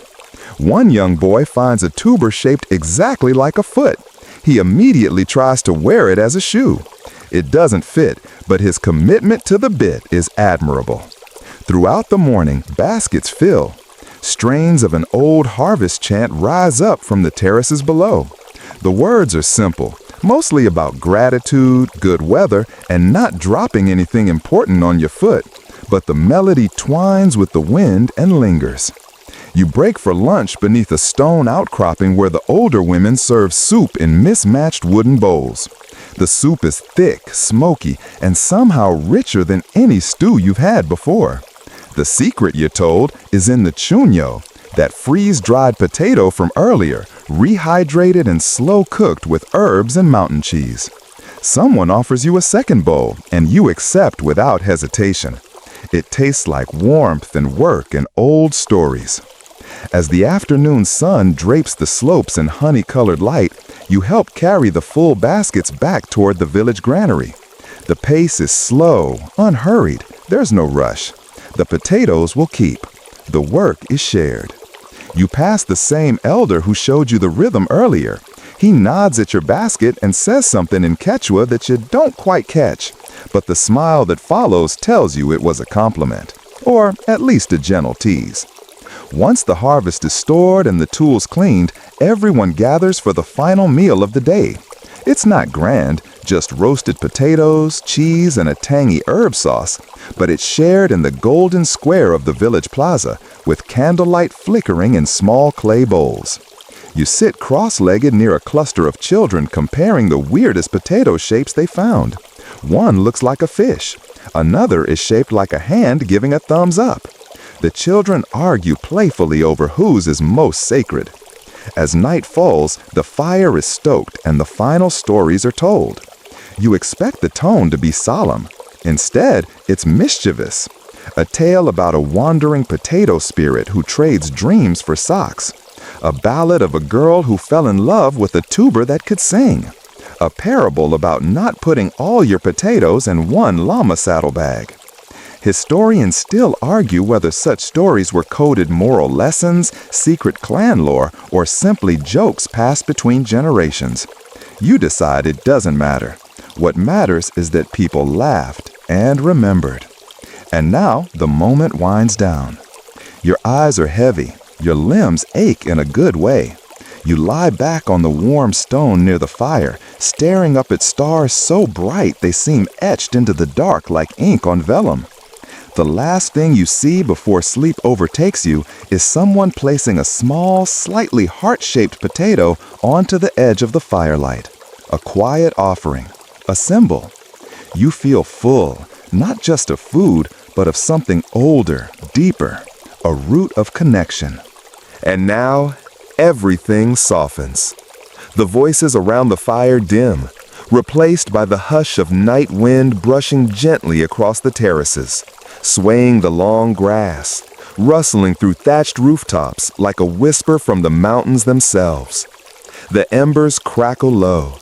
The scent of roasted earth lingers, warm, nutty, familiar. You lie still, cradled by the earth you've walked, harvested, shared stories upon. The stars blink slowly overhead, not rushed, not urgent, just being. Somewhere nearby, a llama sighs in its sleep. A distant bell chimes, probably tied to some wandering goat with no interest in bedtime. Your body remembers the rhythm of digging, the stretch of your muscles, the laughter you didn't expect.